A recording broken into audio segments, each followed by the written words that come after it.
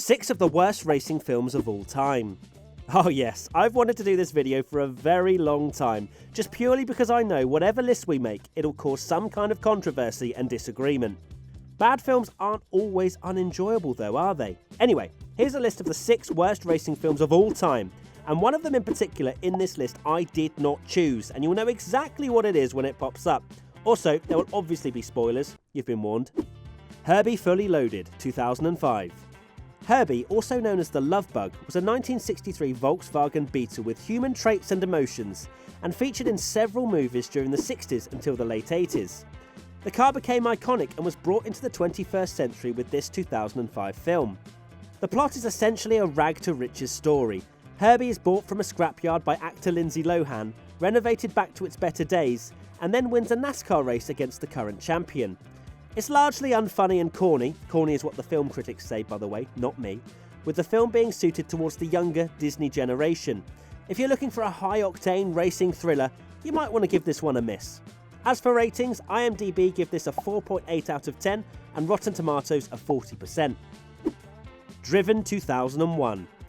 This movie was unanimously voted the worst racing movie of all time among the WTF1 gang. The film starring Sylvester Stallone was initially intended to be about Formula 1, but was instead based on the Champ Car series. The racing scenes are about as realistic as Nicholas Latifi winning the driver's title this year. Sorry, Nick. And the whole film is packed with exaggerated crashes and terrible CGI effects. Little spins result in massive pile-ups on track, and cars being pinged 100 foot in the air for no apparent reason. But as I say this out loud, remember when I said really bad films can actually be quite good? This is one of those films where I genuinely have laughed so much at some of the most ridiculous scenes. One example is a huge crash on track which ends up with one of the drivers ending up in a river. On Rotten Tomatoes it has a lousy 14% score and IMDb gives it a 4.6 out of 10. At Any Price, 2012. This movie plot follows a man named Dean, who is played by Zac Efron, in a High School Musical fanboy intensifies, and his ambitions to become a professional race car driver. Unfortunately for him, the reality is that he's expected to take over the family business in farming. You can bet on it that he's not happy. As the film progresses, he is offered a NASCAR opportunity, and you wonder, could this be the start of something new? But this unfortunately is where his career stops soaring, flying up the ranks, as he chokes at a pivotal moment.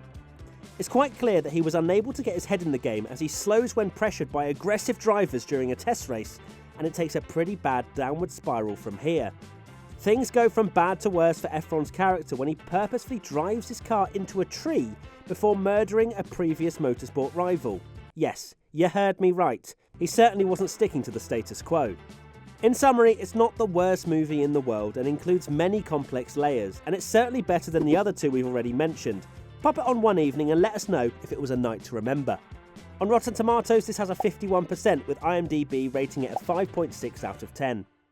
Oh, and if you're new around here, please click the subscribe button. We've got lots more motorsport and Formula 1 content coming your way in 2021.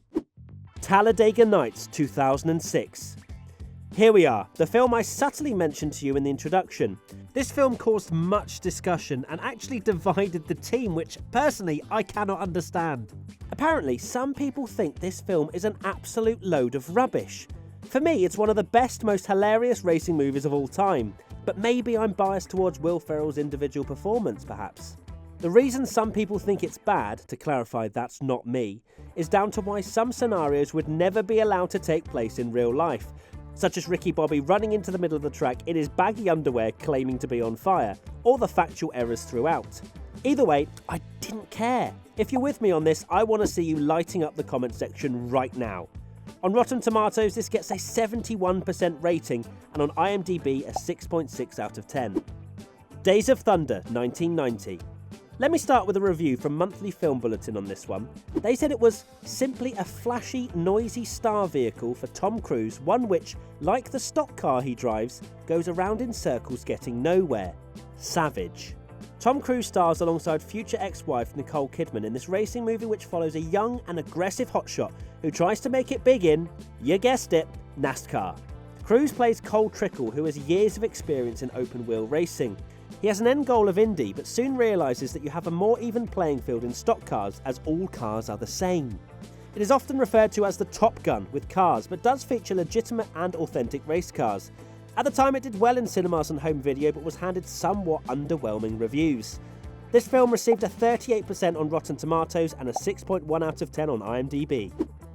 Speed Racer 2008. The movie follows Speed Racer, who wants to continue in his deceased brother's footsteps and become a professional racing driver. He races for his family-run team but is offered an incredible deal with a rival organisation. Speed Racer declines, and the boss of the rival team instructs his drivers to take out Speed in a crash that destroys his car. Another team offers to help Speed, and as a reward will hand over evidence that will have the rival team shut down. Speed agrees and competes alongside a mysterious teammate known as Racer X. Long story short, Racer X is revealed to be his brother, who wasn't dead after all. The whole movie is kind of bizarre. Although this film was released in 2008, the movie had been in development since 1992, with a constant change of actors and filmmakers. Imagine spending 16 years to lose over $25 million making the film and getting a 41% on Rotten Tomatoes. They did get an astounding 6 out of 10 on IMDb though. There you have it, 6 of the worst racing films of all time. I'm sure there'll be lots of disagreements or films we've missed out that would have made the list for you, so be sure to let us know in the comment section below.